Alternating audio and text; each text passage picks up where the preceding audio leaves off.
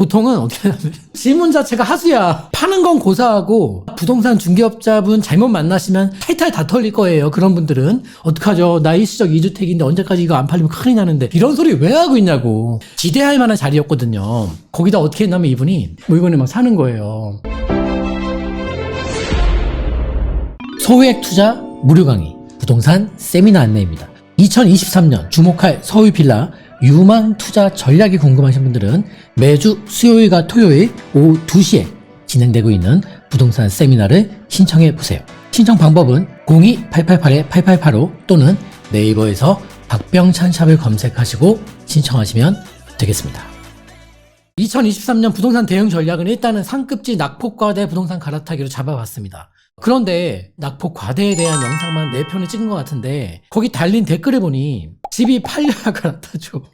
이 댓글이 되게 많더라고요. 그래서 오늘 그 주제로 설명을 드릴게요. 시장이 꺾이기 전부터 매도를 할 때 우리가 어떠한 부분에 또 집중해야 되는지 알려드린 영상이 몇 가지가 있는데 오늘 다시 매도에 대한 노하우를 알려드릴 거고 어디 뭐 책에 나오는 게 아니라 저는 이거 제가 어디서 뭐 베껴온 것도 아니고 그냥 제가 부동산 투자를 하면서 몸소 체험하고 몸소 깨달은 것들만 오늘 내용에 말씀을 드릴 거예요. 그리고 실제로 저도 시장이 좋든 나쁘든 매도할 때 이런 룰을 지켜서 하고 있기 때문에 오늘 그 부분 짚어드릴게요. 어떤 방식으로 팔아야 되는지. 그리고 분명히 이런 분도 계세요. 아니 뭐 내놔보지도 않고 집이 지금 팔려? 이렇게 그냥 단정 짓고 가만히 계신 분도 많을 텐데 해보고 얘기합시다. 해봤는데도 안 되시는 분들은 오늘 얘기 다 들으신 다음에 내가 뭔가 물건을 잘못 내는 것 같다.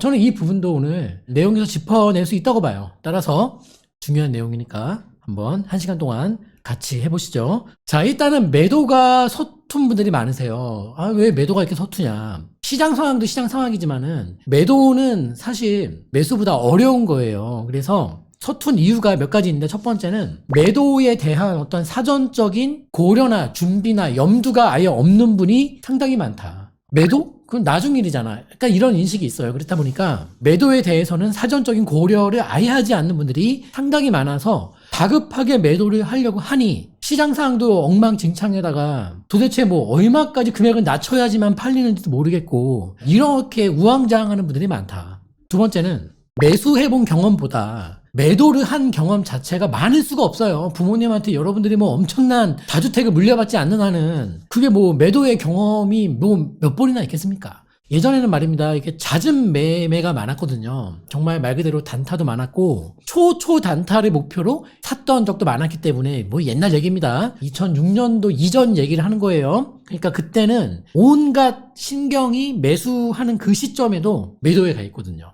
그리고 이제 실제로 그렇게 수익을 남겼든 아니면 못 남겼든 거의 뭐 손실보고 판 거는 없었으니까 그 매도의 경험 자체는 값어치가 있는 거거든요. 그래서 그 경험이 적으신 분들이 많기 때문에 매도가 서툰 것이다. 그리고 매도 생각만 해도 깝깝하다 하시는데 일단 저렇게 쫄면 안 돼. 될 것도 안 돼요. 저런 마인드는 좋지 않습니다. 뭐 부딪혀 보지도 않고 뭐 생각만 해도 깝깝하다. 그래서 할 수 있다. 지금 우리 12월 달에 상담하신 분들 중에 몇 분이 갈아타기 성공했거든요. 대단한 거예요. 그분들이 뭐 고수 아닙니다. 그리고 그분들 상담할 때 전부 다 제 집이 팔릴까요? 잘못 내는 것들은 싹 다 다시 걷어드리고 알려드린 방식대로 내놓읍시다 했는데 오늘은 그 상담 때보다 더 깊은 얘기 해드릴 거니까 아마 도움이 될 것 같아요. 세 번째, 서툰 이유. 매도에 대한 잘못된 인식이 있다. 그리고 접근 방식이 아예 잘못된 분도 많다. 이거 오늘 다 잡아드릴게요. 넷째, 부동산 중개업소를 통해서 우리가 이제 거래를 하잖아요. 사든 팔든. 근데 중개업자에 대한 이해가 너무 떨어진다. 사람들이. 이 부분은 좀 짚어드릴게요. 매도가 서툰 이유 크게 4가지고 오늘 이 4가지의 어떤 잘못된 사례도 말씀드릴 거고 올바르게 어떻게 대처해야 되는지도 여러분들에게 설명을 드리겠습니다. 일단은 투자가 뭐냐. 매도법을 알려준다는데 갑자기 투자는 또 왜 꺼내냐. 일단 제가 생각하는 투자는 이 바닥에 굉장히 많은 공들이 있어요. 뭐 색깔도 다르고 크기도 모양도 무게도 다 달라. 돈을 내고 이제 내가 마음에 드는 공 하나 주워요. 주워서 그 공을 던져서 누가 받으면 투자가 끝나는 거예요, 이제. 근데 보통 우리가 이제 공을 줍는 거에 집중하거든요. 매수. 공을 던져서 누가 받으면 이제 투자가 끝나는 건데 그게 매도인데 어떤 공을 주실까요? 내 예산 범위에서는 어떤 게 좋을까요? 뭐 이렇게 이제 물어보시는 분이 많으신데, 일단은 던져야 끝난다. 이 말이 중요한 겁니다. 그러니까 제가 투자를 계속 하다 보니까 그냥 내가 뭘 하고 있지를 어떤 예시 들어보니까 저는 그런 그림이 그려지더라고요. 아, 공을 주웠지. 내가 돈을 내고 공을 주웠고, 이걸 던지면 누가 받으면 끝나는 건데, 받기 편한 공이 있어요. 여러분이 나중에 공을 던져서 내가 팔 때 내 물건 사줄 사람이 누군지 어떻게 알아? 그 사람이 돈을 많은 사람인지, 경험이 많은 사람인지, 어떻게 압니까? 그러니까 이제 모르다 보니까 일단은 기본적으로 좀 받기 편한 공들이 있죠. 그리고 그 받기 편한 공을 초이스하고 받기 편하도록 던져야 돼요. 근데 막 땅으로 꺼지는 공을 던지고 하면 못 받아요. 못 받습니다. 그러니까 받기 편하도록 던지는 거. 그럼 어떻게 하면은 받기 편하도록 던질 수 있냐? 오늘 얘기 다 들으시면 여러분들이 좀 알 수 있지 않을까 싶고요. 두 번째. 이건 좀 약간 근본적인 문제인데요. 지금 이 상황에 이거를 바로 적용시키기보다는 다음번 상황에는 여러분들이 이 개념을 좀 잡았으면 좋겠는데, 일단은 초보자분들은 공을 줍는데, 그러니까 지금 매수하는 데 집중해요. 이거 사고서 떨어지면 어떡할까 겁이 나거든요. 그러니까 이제 상승장에서도 매수하지 못했던 무경험자분들이 이 하락장에서 매수를 하는 빈도는 상당히 확률적으로 굉장히 낮다. 왜냐하면 1차적인 경험치 없이 2, 3차의 어떤 고난이도의 지수를 구사해야 되기 때문에 하락장에서 초보자들이 매수하는 건 어려운데, 일단은 초보자는 매수 그 자체를 두려워하는 거예요. 사고서 떨어지면 어떡하지? 라는 거. 근데 고수분들은 나름대로 조금 생각이 다른 게, 사기 전부터 이 매도를 고민하는 거예요. 잘 팔릴까? 내가 언제 던지면 좋을까? 언제까지는 신경 쓰지 말까? 뭐 등등등. 근데 보통 우리가 공을 주워서 이 귀한 공을 어디 장롱 깊숙이 넣어놓거나 일단 입고 살고 있는데, 보통 이제 고수분들 중에 단타를 좀 쳐보신 분들이나 이런 분들은 주웠으면 던질 자세를 항상 취하고 있어야 된다는 건 알고 있는데, 일단은 초보랑 고수의 관심사가 아예 다르다. 초보자분들은 매수 그 자체, 고수분들은 매도를 고민한다. 요 습성은 아주 큰 결과 차이를 만들어낸다. 세 번째. 매수하기 전부터 매도를 준비하는 게 제일 좋긴 좋습니다. 당장에 우리가 이제 필요 있는 건 아니지만 지금 뭔가를 사시는 분도 마찬가지입니다. 예를 들면 부동산 지금 다니는데 되게 싼 물건 또 있는데 되게 비싼 물건 나한테 막 설명하는 거예요. 기분 나쁘지. 분명히 지금 뭐 10억 이하로 떨어진 것도 있는데 자꾸 11억짜리 RR이라고 얘기하면서 마치 나를 뭔가 이렇게 바보 취급하는 거 마냥 이렇게 막 얘기하면 그 부동산하고 많은 말을 섞고 싶지가 않을 거 아닙니까? 통상적으로는. 그런데 그런 부동산은 제가 항상 얘기했죠. 명함을 꼭 챙겨 나와야 된다. 명함 챙겨 나와서 나중에 매도할 때 활용해야지. 그렇게 좀 미리 준비하면 좋다. 지금도 매수 갈아타기 하실 분들은 그 부분들은 조금 활용해 봤으면 좋겠어요. 그래서 아니 자꾸 좀 공격적인 브리핑 하는 곳들, 아 여기 뭐 사기꾼 아니야? 그러지 마시고 그쪽은 나중에 내가 매도할 때 활용하면 되겠구나 해서 명함을 챙겨서 빨간색 매직으로 매도용으로 적으면 됩니다. 그리고 매수 전에 미래의 매수인의 입장이 한 번 정도 되어보자. 그러니까 이게 다 마찬가지로 사기 전부터 매도를 한번 그려보자라는 것이고, 난 아직 산 건 아니지만 나중에 내가 판단하면 내 건 누가 사줄 거 아닙니까? 그 사줄 사람, 그걸 제가 여기서 이제 미래의 매수인이라고 적었는데, 그 미래의 매수인의 입장이 한 번 정도 되어보는 건 나쁜 거 아니다. 그렇게 이제 보여집니다. 마지막. 투자에 대한 개념을 통해서 이 매도의 팁을 우리가 얻을 수 있는 거예요. 왜냐면 저는 이 개념이 되게 저한테 중요했거든요. 그래서 이것은 특히나 소액 투자하실 분들 있잖아요. 그분들은 이 개념이 유독 절대적으로 중요할 거예요. 물론 실입 투자분도 중요하지만 소액 투자하실 분들에게는 지금 이 개념 정립은 정말 머릿속에 집어넣고 잊으시면 안 돼. 다음.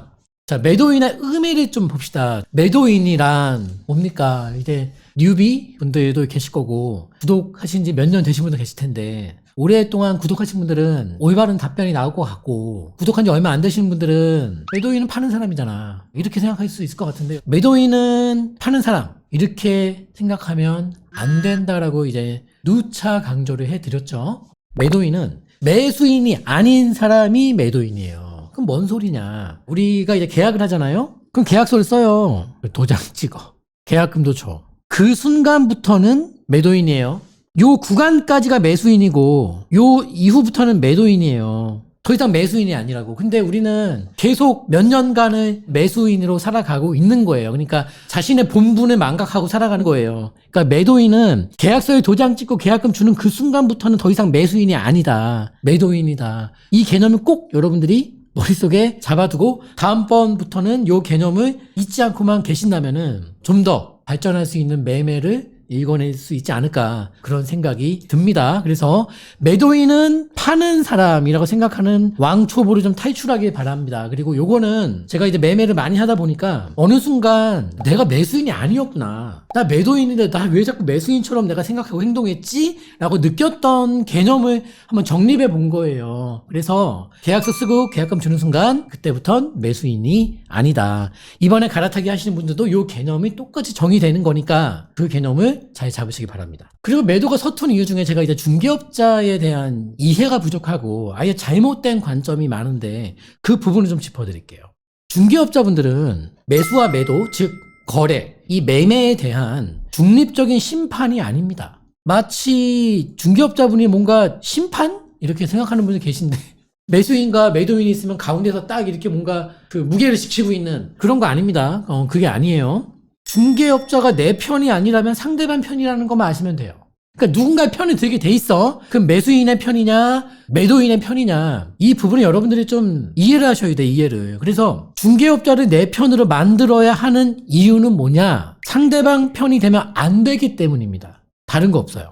사실 중개업자랑 싸우는 분들 계시거든요. 그래서 이해가 안 가. 부동산 중개업자랑 왜 싸우죠? 그리고 일단은 중개업자가 이상한 짓을 할 수 있겠죠. 그러면 왜 그런 중개업자랑 일을 하고 있냐고. 참 미련한 짓입니다. 그래서 중개업자는 누군가의 편이 되게 되어 있고 중립적인 심판이 아니기 때문에 내 편을 만들어야지만 상대방 편이 되지 않기 때문에 내 편을 만드는 거다. 이 개념 정립 꼭 하셔야 되고, 그리고 중개업자를 온전한 내 편으로 만드는 거지만 내 편을 안 만들면 이제 이용당하기 시작하고 휘둘리는 건데, 보통 상승장에서는 매수인분들이 많이 휘둘리시고 하락장에서는 매도인분들이 엄청나게 휘둘리죠. 이용당한다? 이런 개념으로 휘둘리는 거예요. 올라갈 때는 매수인분들이, 지금 이 시장에서는 매도인분들이 휘둘리기 쉬운데 그 부분을 제가 또 이따가 좀 잡아드릴 거예요.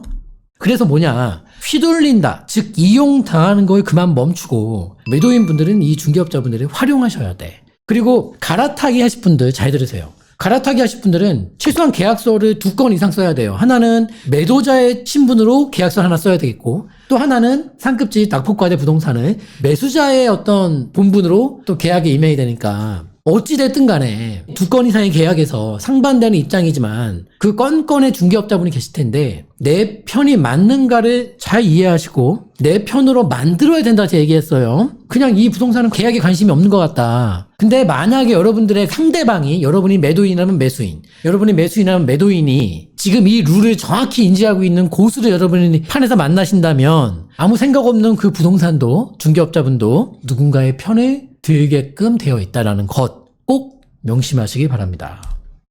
매도인이 휘둘리는 사례를 제가 한번 소개해 드릴게요. 집을 내놨는데 지금 수개월간 연락이 없는 분이 계시죠. 나는 작년 여름부터 내놨는데 안 팔려.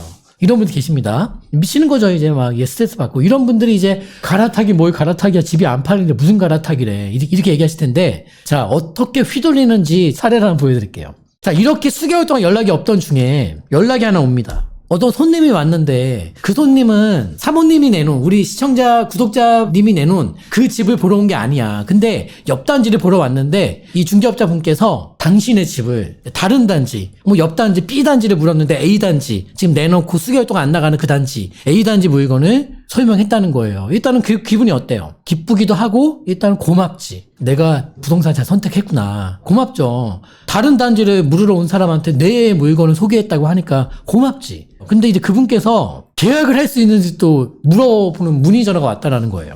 자, 그러면 이제 갑자기 이제 흥분되고 막 기대치도 올라갑니다. 왜냐면 수개월 동안 연락이 없었는데 내가 막 다 뿌렸는데, 동대방네 다 뿌려놨는데 연락도 없는데 갑자기 다른 단지 물은 사람은 내 물건을 소개했다 그러고 또 계약을 할 수 있는지 그분께서 물어보는 전화가 왔다고 하니까 이분은 얼마나 흥분되고 기대치가 올라가겠습니까? 그런데 그분이 돈이 조금 부족하다고 하는 거예요. 약간 또 실망감도 있고 불안감도 생기는 거예요. 그러면서 부동산이 얘기합니다. 이분이 돈이 좀 부족하다고 하면서 1억 정도 깎아줄 수 없냐고 물어서 중개업자분께서 그런 얘기는 집주인한테 꺼내지도 못한다. 그런 얘기 했다가는 아예 그냥 전화 끊어버리실 거다. 라고 하면서 내가 아예 그런 얘기는 못 꺼낸다고 혼내줬다고 하는 거예요.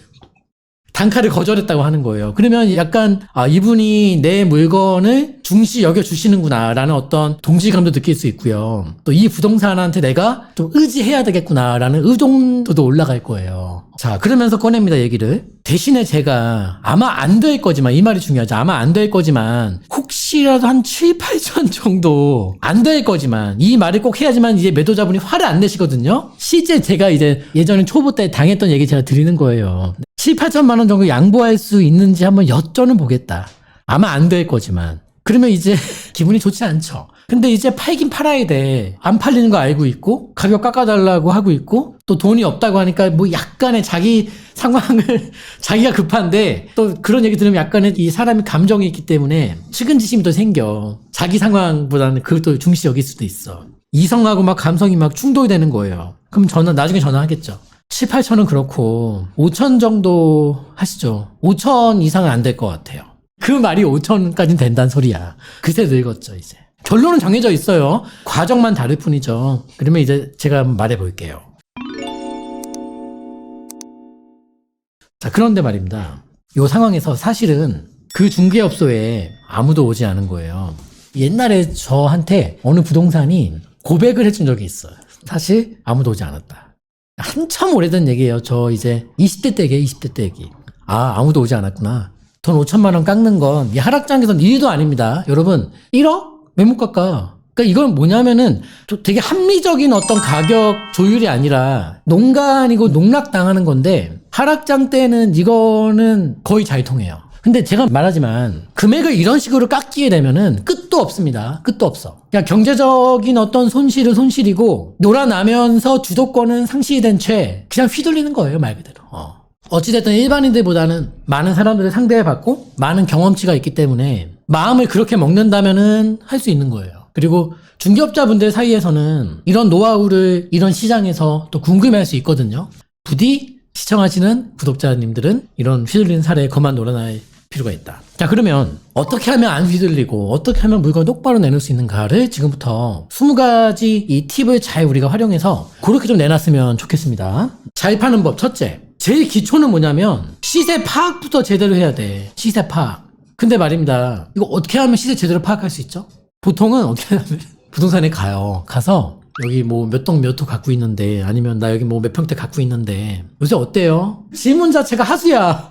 부동산들이 여러분 정말 10초 내에 진단을 내려버려. 그래서 시세 조사는 시세 그 자체를 묻지 마세요. 요즘 뭐 얼마나 받아요? 뭐 이런 거 묻지 마시고 매물 조사를 해서 스스로 파악하셔야 돼요. 매물 조사를 하지 않고 시세를 파악할 수 있다? 너무 좋지. 그러면 불가능하고요. 매물 조사를 하셔야 됩니다. 그 매물 조사를 토대로 시세는 추출해내는 거예요. 파악해내는 거예요. 매물 조사를 해야지 알 수 있는데, 매물 조사할 때는 어떻게 한다? 역으로 조사한다. 매도하실 분들은 나 뭐 갖고 있는데 얼마나 받을 수 있나요? 이렇게 묻는 거는 좀 아닌 것 같고, 거꾸로 사보겠다고 좀 전화로 물으시든지, 대면으로 이렇게 물을 용기가 없는 분들은 전화로 네, 부동산분들 좀 죄송합니다. 어쩔 수가 없어. 근데 왜냐면은 중개업자분들 입장에서는 나 이용하는 거 아니냐 할 수 있지만, 중개업자분들도 똑같은 물건인데 팔겠다고 오시는 분에게 얘기하는 금액과 사겠다고 오시는 분에게 얘기하는 금액이 다르잖아요. 피장파장 아닙니까? 이거는 서로? 그러니까 서로 어쩔 수 없어. 그래서 그렇게 매물조사를 그런 식으로 하다 보면은 나름대로 매수자의 입장으로 접근했을 때 나오는 금액,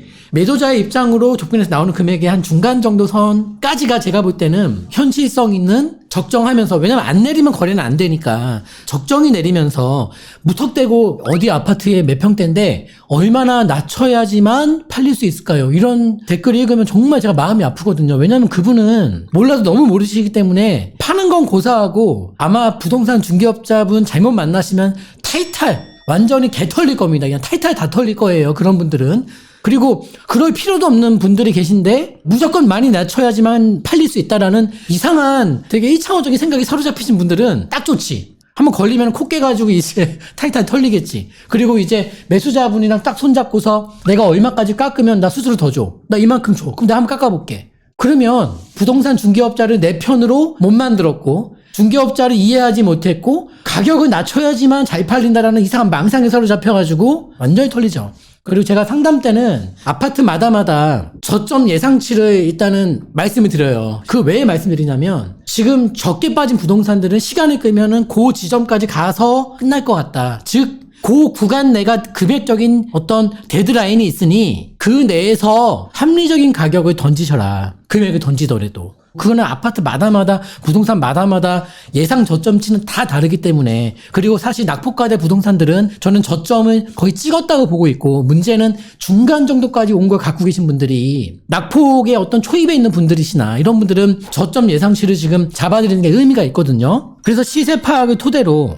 매도 금액을 최종 정합니다. 아, 내가 얼마에 내놔야 되겠구나는 부동산한테 물어보는 게 아니에요. 근데 말했잖아요. 본인 보따리 풀지 말라고. 근데 자기 정보 자꾸 주는 거예요. 나 급한데 어떡하죠? 나 일시적 2주택인데 언제까지 이거 안 팔리면 큰일 나는데 이런 소리 왜 하고 있냐고. 여러분 그런 얘기 해봤자 아유 부동산이 큰일 났네요. 내가 도와드릴게요. 그걸 믿습니까? 그냥 이용 안 당하면 다행이야. 태사님 중개사가 왜 그래요? 뭘 왜 그래? 먹고 살라니까 그러고 있지. 그것도 중개사분들도 그 능력입니다. 그러니까 부동산이 왜 그래요? 그런 얘기를 할 필요도 없어요. 그리고 부동산 외적인 분야, 부동산만 되게 나쁜 것 같습니까? 아무 분야 한번 다 볼까요? 여러분 자영업과 관련된 모든 분야 한번 다 볼까요? 금액대가 작아지니까 그렇지 이런 어떤 영업의 스케줄이 하나도 없는 업종이 있습니까? 보험은 안 그렇습니까? 더 심해. 사람 다리 붙잡고 놔주지도 않는데. 그러니까 이게 약간 제가 볼 때는 선입견이 있는데 모든 업종에서의 그런 것들이 있어요. 다만 부동산은 뭐냐? 이 자체가 거대하고 단위가 큰 거야 지금. 네. 그래서 시세를 궁금해. 부동산에 얼마 뭐 이렇게 묻지 말고 조사해서 아, 요 정도 금액을 내놓으면 되겠구나. 그럼 나중에 어떻게 하냐? 얼마 받아주세요라고 얘기하면 되는 거예요, 부동산한테. 마지막에 내놓을 때 얼마 받아주시면 된다고 얘기하면 되는 것은 내가 조사를 마친 거예요. 근데 그 조사를 안 해봤으니까 자꾸 얼마에 내놓으면 돼요? 라고 물어보는 거죠. 그거는 조사할 때 매물조사를 끝내시면 됩니다. 자, 다음 6번. 조용히 사고 더 조용히 파는 게 중요한데 보통 초보자분들은 우당탕탕 뭐 이렇게 시끄러워. 나 산다라고 그냥 동네가 다 그러니까 이런 분들 계시죠? 막 부동산 딱 가가지고 이제 다리 꼬고 앉아가지고 똥손 담는 분들 계시죠? 마치 그 지역에 있는 거 예를 들면 빌라 같은 경우에는 내가 다 사버릴 거 마냥 그게 아니라 진짜 고수들은 되게 야금야금 천천히 조용히 사죠. 이거는 실화인데 되게 오래됐어. 2006년도 이전 얘기예요. 당시에 이렇게 재테크 모임이 있었어요. 스터디 모임이 있었는데 그 중에 한 분이 어떤 지역에 그때는 유명하지 않았어요. 지금은 이름만 대면 다 아는 유명 지역인데 그때는 되게 유망한 숨겨진 자리였어요. 그 지역 물건이 많이 사고 싶은 거예요. 이 사람이 빌라 뭐 단독주택 그러니까 재개발을 기대할 만한 자리였거든요. 거기다 어떻게 했냐면 이분이 부동산을 내버렸어요. 중개업소를 내버렸다고. 중개를 하려고 낸 게 아니라 자기 물건 많이 사려고 사모으려고. 그래서 오는 사람 족족 매도인이 오든 매수인이 오든 동네를 엄청 헐뜯어요. 제가 거기 한번 앉아있어 봤는데 매도인이든 매수인이든 누가 들어오잖아요? 뭐 묻는 순간부터 동네를 완전 이제 깨부시는 거야. 이 동네는 사면 뭐 큰일 나는 거 마냥 막 그러면서 본인이 물건을 막 사는 거예요. 전 살다 그런 분 처음 봤는데 아무튼 별 사람이 다 있구나. 자, 그 다음에 우리가 이제 봐요. 매도용 중개업소를 선정해야 되는데 보통 이거죠. 친분이 있는 중개업소에 물건 맡겨요. 나 이 물건 사준 부동산 있을 거 아닙니까? 사준 부동산한테 나 이제 팔게요. 맡기거나 아니면 이제 갖고 있는 중에 전세나 월세를 맞췄던 부동산이 있어요. 그 부동산에 친분이 있으니까 생판 모르는 사람한테 내 물건을 맡기는 것보다는 나와 뭔가 친분이 있고 유대감이 있고 커넥이 있기 때문에 나를 좀 이해해 주지 않을까? 근데 여러분 동네 부동산에게는 기본적으로 매수자는 팔고 들어오는 사람이라면 매도자는 팔고 떠나는 사람이에요. 그러니까 그렇게 나 혼자만의 착각으로 자꾸 가시는데 여러분 그러시면 안 돼. 매도할 때 부동산은 철저하게 신분이 있는 부동산에 맡기는 게 아니라 매도용 아까도 말했지만은 욕심도 좀 많고 금액도 막 높게 부르고 스스로 욕심도 많은 그런 부동산이 초반부에 선정해 놓으면은 나중에 딱 그 명함 꺼내면 되는데 그게 아니라면은 신분이 있는 부동산에다가 지금 매도를 맡긴다. 그거는 올바른 생각이 아니고 저는 진짜 말리고 싶어. 이 부분은 꼭 짚어드리고 싶어요. 그래서 저는 이 조용히 사고 더 조용히 팔아라. 그리고 매도용에 적합한 부동산과 손을 잡아야 된다. 매도할 때는. 근데 그게 많은 필요 없다. 2곳 정도면 돼요. 동네방네 다 뿌리는 분들은 뭐냐면 내가 곳곳에 다 뿌려야지만 전화가 오든 누가 현장을 도이든 매수인이 내 물건을 만나지 않을까. 그 만남의 빈도에 이제 집중하는 거예요. 그분들은 확률을 따지시는 분들은. 그리고 이것은 또 무슨 문제가 있냐면은 본인의 그 귀한 물건을 동네 매물에서 얘기하는 것처럼 물건 걸레됩니다. 이거. 만약에 이렇게 동네방에 다 뿌렸는데 금액까지 약간씩 차이가 있다. 이 부동산 저 부동산 내놓은 금액이 좀 높게 좀 낮게 막 내놨다. 그건 100% 걸레되는 거예요. 그 물건은 쓰레기돼. 그 정도로 해서는 안 되는 일인데 내 부동산에 그걸 하고 있다. 미치고 환장하는 거지 이제. 그거는요 새롭게 다 걷어들이지 않고서는 일이 안 끝나요. 그리고 인터넷에 올리는 것도 저는 금지하고 싶은 게 두 군데면 돼요. 그러니까 부동산 중개업소들마다 다 알고 있어요. 그래서 저 집 물건은 모르는 곳이 없어. 근데 내가 부동산 중개업자야. 어떤 분이 나한테 와서 물어. 다 알고 있는 매물을 얘기하시면서 나 그거 계약하려고 하는데 사장님이 나한테 잘해줄 수 있게 한번 물어볼게요. 나 정말 이거 그냥 사도 되는 거 맞죠? 계약서는 딴 데서 쓴대. 근데 어떤 부동산에서 물은 거야. 뭐라고 얘기할 것 같습니까? 아 좋아요. 그 싼 거 맞고 계약하시면 돼요. 이렇게 얘기할 것 같습니까? 자기가 계약서를 못 쓰는 상황이면은 이분은 여기서 말하는 회방이 일명 이제 전문 용어로 고춧가루 뿌린다 그랬는데 이건 무조건 고춧가루 맥입니다 이제. 뭐라고 얘기할까요? 사장님 하지 마. 내가 그 더 깎을 수 있을 것 같아. 있지도 않은 얘기 또 합니다. 지금 더 좋은 물건이 트라이하고 있는데 잘하면 나올 수 있을 것 같아. 일단은 어떻게 하냐? 그분이 계약서를 못 쓰게 막아버린다고.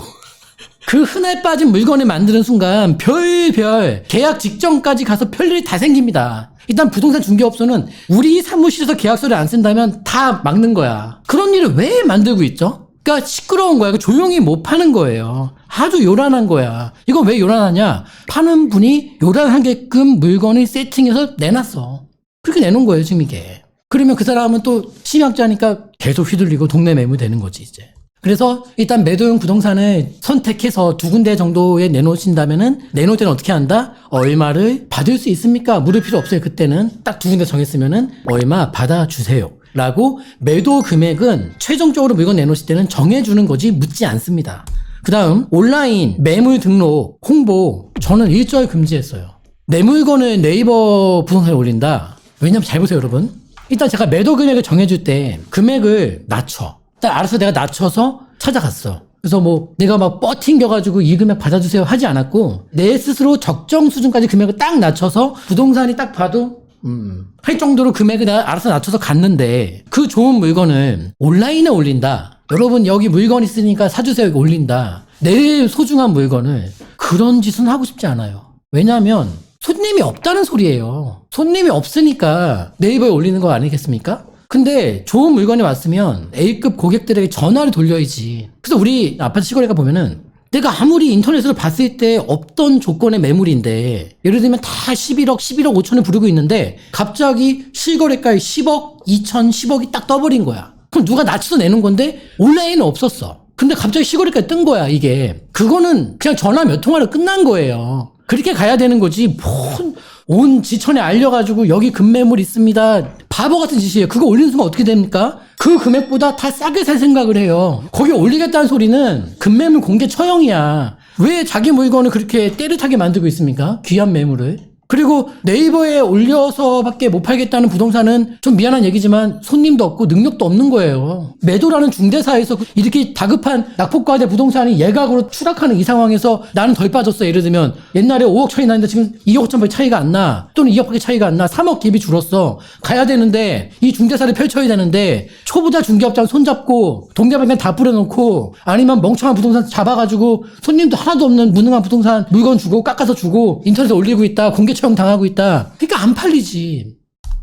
두 번째 뭐냐? 공동중개도 난 싫다. 그러니까 당신 혼자 해라. 딱 얘기합니다. 난 두 군데 내놨고 두 군데가 다른 곳이 어딘지 나한테 묻지도 말고 알려고 하지도 말고 그냥 둘 중에 하나가 당신이다. 공동중개는 뭐예요? 동네방네 다 결국 뿌려지잖아. 공동중개하면. 이거 뿌리지 말라는 거야. 팔리든 팔리지 않든 내가 알아서 할 테니까 너 혼자 해보라는 거죠. 당신 혼자 해봐. 사실상 전속계약이죠. 전속계약서 쓴 건 아니지만. 그러니까 물건에 대해서 저는 희소성을 지키고 싶은 것이고 흔한 물건처럼 받아들여져서 지금 안 팔립니다 여러분. 이게 내가 인터넷에서 뒤지고 이 단지가 마음에 들어 네이버도 다 받고 현장 가서 막 돌았는데 이 부동산에 있는 매물이 아무리 봐도 어디에도 없어. 여러분 지금 이거 아니면 안 통해요 지금요. 이걸 다 뿌려서 될 일이 아니라는 거예요. 그러니까 그거는 시장이 좋을 때든 나쁠 때든 이 원칙하에 저는 일단 매매를 해왔기 때문에 저는 개인적으로 이게 맞다고 봐요. 그리고 이제 중개 수수료인데 이거 갖고 많이 싸우잖아. 제가 말했지만 부동산 중개업자랑 싸우는 건 제일 세상에 미련한 이유 중에 하나이고, 이런 시국에 상승장에서 매수인의 입장, 하락장에서 매도인의 입장에서 중개 수수료 갖고 싸우고 있다. 참 멍청한 짓이죠. 이거 싸우는 순간 뭐죠? 부동산 내 편이 아니야. 내 편이 아니면 어떻게 된다 그랬죠? 상대방 편이 돼. 상대방은 뭐예요? 내가 매도인이면 상대방은 매수인, 내가 매수인이면 상대방은 매도인. 그거 막으려고 부동산 중개업자 내 편으로 만들어야 되는데, 그 내 편으로 만드는 과정에서 가장 중요한 기준 중에 하나가 중개 수수료거든. 이거 갖고 싸우고 있어. 물 건너갔지 이제.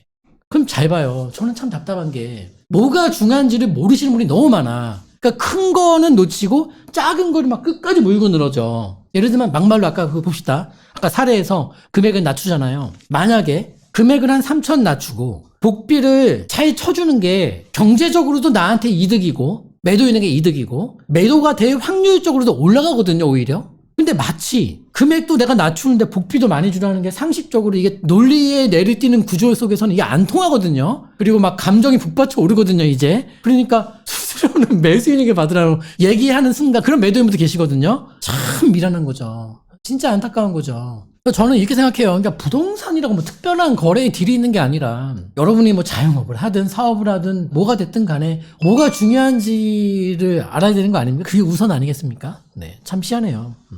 그래서 매매 가격을 낮추는 것만이 최선일까? 이 댓글은 오늘 영상 이후로는 그만 올라왔으면 좋겠고 참 안타깝습니다. 왜냐하면 지금 이 시국에 얼마나 낮춰야 팔릴 수 있을까요? 라고 묻는 분은 정말 죄송한 말인데 그분 이 시장에서 아무 성과를 못 내. 정말 못 낸다고. 근데 12월 달에 상담받은 분이 이번에 갈아탄 분들 계신데 그분은 초보자였어. 근데 정말 시키는 대로 그대로 다 했어요. 본인이 그거를 이해 못하고 용납이 안 되지만 했어. 갈아타기 성공했습니다. 그럼 된 거야. 이해 못하면 암기라도 해야지 뭐 어떡해. 그리고 이 정도로 금액도 알아서 낮췄죠. 특권도 줬죠. 수수료도 많이 준다 했죠. 다정했죠. 부동산은 행복해. 또 뭐 동네 뿌리지 말고 딱 그 권한도 줬죠. 완전 행복해. 그럼 뭐야? 가만히 있으면 안 돼. 의무를 줘야죠. 기한을 잡아줘야 돼요. 뭐 예를 들면 지금 내놓는데 내가 다급해. 근데 여건이 너무 좋아. 그러니까 팔릴 수 있는 세팅이 중요한 거지. 팔릴 수 있는 가격이라는 게 있습니까, 여러분? 참 난 이 말을 나는 용납이 안 돼, 이 말은. 팔릴 수 있는 가격? 진짜 그 부동산 아무것도 모르는 사람들 내 얘기 아닙니까? 잘 팔릴 수 있는 세팅을 갖춰서 내놨냐의 문제지 얼마냐는 이거 아니라는 거예요. 근데 기한은 중요해요. 왜냐면 맨 마지막에 던지는 게 기한인데 천년만 기다릴 수 없어요. 조건이 이렇게 좋은데 내가 뭐 바보도 아니고. 낙폭과제 부동산이 내려왔다가 거의 폭이 어느 정도 나올지 모르겠지만 아무튼 이 각도보다는 이 각도로 움직일 소지가 높아 보인다고 말씀드렸잖아요. 요거만 해도 낙폭이 큰 애들은 이거만 해도 여러분 다 억 단위 넘어요. 지금 요거만 나와도 일단 거기서 뭐 얘가 바닥을 두 번 보고 갈지 중간 정도 왔다가 다시 갔다 갈지 아무도 알 수는 없지만 일단은 반응이 나온다면 이 반응 어떤 종료 지점까지 이건 부동산마다 다 다르다 그랬어요. 그냥 2020년도 봄은 하나의 예시일 뿐이고 부동산마다 다 다르다고 얘기했어요. 안 보신 분은 지난 영상 꼭 보셔야 돼. 어찌됐든 간에 반응이 나온다면 이렇게 예각이 나올 것 같은데 이것도 타이밍이란 말이에요. 여차하면 그냥 가버려. 그러면 기한은 정해야 돼. 그러면 지금 내놓는다면 뭐 2월 말이면 2월 말, 3월 중순이면 3월 중순, 2달까지는 안 잡을 것 같아요. 저는 이 조건이라면 저는 한 달 반 이내까지만 잡을 것 같고 그리고 그 기간이 넘어가면 나는 팔 이유가 없으니까 그냥 설명 안 해도 됩니다라고 쿨하게 가셔야 되는데 내가 사정이 있거든요 하면서 하소연하고 막 읍소를 해. 되지도 않아. 이용당합니다. 그러니까 견물생심이라는 말이 있잖아요. 결국은 그 빈틈을 제공한 사람에게 원인을 찾아야 되는 거예요. 왜냐하면 아예 그런 상황이 만들어지지 않게끔 하면 되는 거예요. 근데 본인이 그런 상황을 자꾸 만드는 거예요. 나 좀 이용해 주셔도 되는데 점점점 이런 상황을 본인이 왜 자꾸 제공하는 겁니까? 제공하지 말라는 거예요. 지금 그 얘기하는 거고. 그래서 기한을 정할 필요가 있고 그럼 이렇게 되면은 이제 부동산 생각할 거예요. 그래. 이 한 건 내가 집중해서 끝내자. 매매가 정해놨지, 수수료 정해놨지, 물건 돌리지 말라 그랬지, 전속권 한 2군데 중에 하나 줬지, 기한도 정해줬지. 그러면 이제 집중할 수 있는 판이 열린 거야. 그러니까 집중을 시켜주라는 거야, 집중을. 내 물건을 파는 데 있어서 당신이 아무리 몰입해도 내일처럼 안 봐줄 테지만 이 정도로 판을 깔아야지만 그나마 흉내라도 내는 집중이 나온다라는 거예요. 개판 5분 정도 내놔서는 그냥 남일이야. 그리고 집 자랑하지 마세요, 내놓을 때. 자꾸 장점 얘기하는데 장점보단 단점을 많이 알려줘서 부동산 중개업자분이 대비할 수 있게 해줘야 돼. 대비할 수 있게 해줘야 됩니다. 그리고 이렇게 내놓으면 가만히 있냐? 이제 내 손을 떠났다 가만히 있냐? 그게 아니라 어떻게 해야 되죠? 계속 시장 동태를 파악하고 이게 보세요. 좀 심한 케이스. 대여섯 건 거래로 5, 6억 떨어지고 정말 심한 곳들은 두세 건 거래로 4억에서 6, 7억 빠집니다. 빠졌어요, 실제로. 그러니까 보통 지금 대단지가 추락률이 높은 이유는 급한 사람이 존재할 확률이 높기 때문에 그런 거예요, 그 사람들이. 왜냐면 만 세대가 있는데 한 사람이 급해. 근데 마지막 전 거래가 고점은 19억인데 전 거래가 17억이 됐어. 2억 정도 낮춰서 팔았는데. 근데 또 때마침 이 사람이 부동산 중개업자 딱 코가 깼어. 이제 완전 휘둘리는 거야. 14억이 털었어. 그러면 단숨에 두 건의 거래로 19억짜리 부동산이 14억 된 거예요. 두 건에 5억 빠진 거야. 말했잖아요. 그 사람이 그 단지에 없었다면 지금 이런 시세 그래프에 낙폭과대 부동산을 찍히진 않았겠지. 그리고 그런 한 건의 거래가 나오면 어떻게 되죠? 나머지 뭐 17억에서 버티던 매도인 분들도 충격을 딱 한 대 맞죠. 아, 내가 잘못하고 있는 것 같다.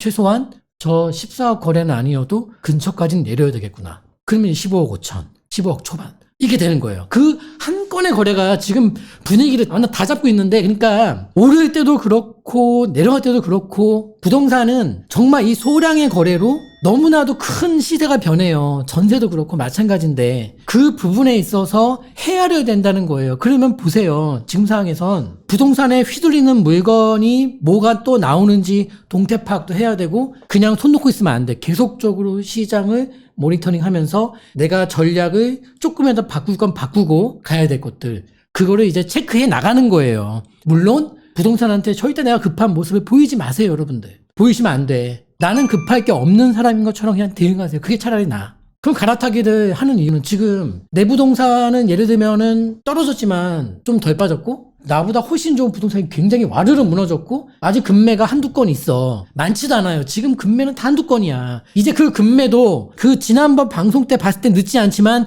뉴스를 만나면 늦을 거다 제가 분명히 얘기했어요. 왜냐면 이게 예각으로 탕하고 이게 이런 각도로 갈 것들이 있기 때문에 그래. 여기서 탕 튀기지 못하고 여기 딱 왔는데 옆으로 기는 애들 뭐라 그랬죠? 공급이 많은 동네들. 그거 아니고서는 거의 예각으로 치고 올라갈 거야 이제. 그러면 봐요. 적게 올라도 최소 여러분 1억 5천 2억이에요 그냥. 5억 7억이 한숨에 떨어진 게 반등이 나오면은 5천만 원 올 것 같습니까? 안 그래. 안 그렇다고요. 그러니까 거기서 쭉 가는 게 아니라 거기서 또 지지고 볶고 하겠지만 아무튼 첫 번째 이 반응이 나올 때가 된 것들이 단지들이 생겨나고 있으니까 드리는 말이에요. 그러니까 아무튼 간에 갈아타기 목적으로 지금 우리가 이런 매도가 안 돼요 하는 이런 시덥지 않은 질문에 대해서 답을 드리는 거예요. 왜냐면 지금 뭐 팔아봤자 뭐 팔리지도 않는데 갈아타기 어떻게 해요? 그리고 금액을 얼마까지 낮춰야지 팔릴 수 있을까요? 전화 한 통화도 없어요. 이런 분들은 제가 말씀드리지만 원인은 본인에게 찾으셔야 돼. 사실요 지금 이게.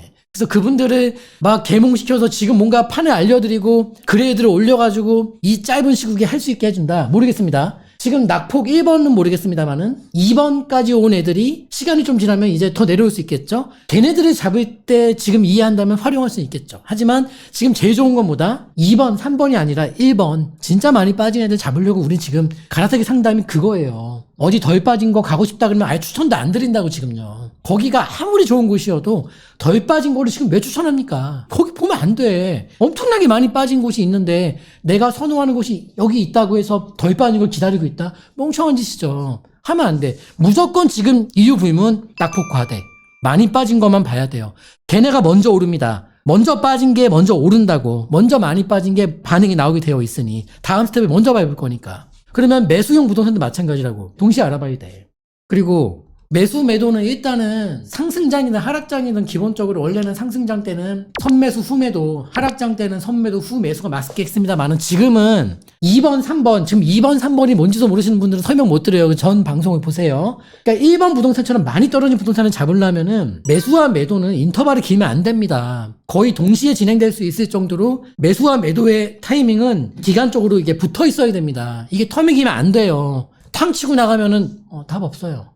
이 얘기만 할게요. 지금 이 코로나 유동성 사태로 인한 긴축과 금리 초급등 시대 속에서 전 세계가 힘들어하고 있는데 지금 우리나라처럼 버티는 나라 있습니까? 어디에 있어요? 올해 되게 나쁠 거라 얘기했습니다. 그러니까 올해는 갈아타기의 상황으로 가는 게 맞고 여러분들 부동산이 10억인데 8억 5천 돼 있다. 1억 5천 빠졌다. 근데 과거에 15억 가던 부동산이 지금 11억 가고 있다. 또는 뭐 10억 5천 가고 있다. 격차가 5억 이상이었는데 격차가 확 좁혀졌다. 갈아탄다. 이 전략에 대해서 실패할 것 같다? 그 말은 뭐냐면 대한민국 부동산 전체 그리고 서울을 포함한 모든 지역 부동산에 한국의 미래가 없다라고 베팅을 거실 분들은 그쪽에 동조하시면 될 것 같고요. 이 나라가 지금 굉장히 잘 될 것 같고 한국은 잘 버티고 있고 2030년 부산 엑스포도 열 수 있을 것 같고 중국과 미국 사이에서 막 부대 껴가지고 막 새우등 터지고 그런 쌍팔년도 분석이 아닐 것 같다면은 이 수도 서울에 있는 부동산이 그렇게 맥없이 추락하지 않습니다. 그리고 그분들도 나중에 많은 깨달음을 얻게 될 거예요. 그리고 더 발전 나갈 거라고 전 봐요. 이 얘기하면서 마칠게요. 아무튼 상급지 갈아타기에 대한 해보지도 않고 뭐 생각만 해도 깝깝하다, 안 될 거다 해보고 얘기하시고요.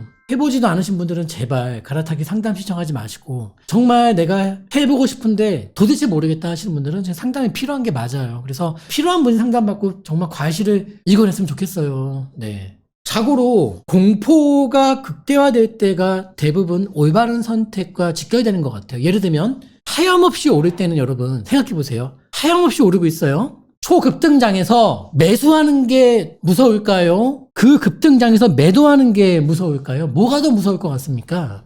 매수요. 왜냐면 막 오르고 있는데 사서 빠지면 어떡해요? 라고 묻는 분들은 안 사보신 분이고 안 팔아보신 분들이에요. 초급등장에 팔 때 느끼는 공포는 몸으로 체득해보고 이겨내본 경험이 없이는 절대 이해 못해요. 기가 막히게 올라가는데 던진다. 이것은 말로 해석이 안 돼요. 해석이 안 돼요. 그러니까 경험치가 없기 때문에 매수가 무섭지라고 얘기하는 거예요. 왜냐면 이 공포는 욕심과 비례하는 건데, 매수할 때는 그래 이렇게 올랐는데 뭐 많이 오르겠어? 라는 자기 합리화를 하고 스스로 발톱도 감추고 욕심을 낮추기 때문에 그 욕심을 낮춘 것만큼 비례한 정도의 두려움이 있어요. 근데 매도는 뭐냐면 지금 팔면 바로 돈이 들어와. 그러니까 욕심이 이 발톱이 그냥 드러나고 그 욕심만큼 공포가 비례하기 때문에 급등장에서 매수는 두려움이라면 급등장에서 매도는 공포 그 자체예요. 그럼 반대로 추락할 때는 매수하는 게 두렵습니까? 매도하는 게 두렵습니까? 당연히 추락할 때는 매수하는 게 두려운 거예요. 그러면 말을 정리해 봅시다. 급등장에선 매도가 거의 공포고 급락장에선 매수가 공포라면 공포를 따라가는 선택이 잘못될 리가 없습니다. 공포에 기회가 있다는 것은 진리예요.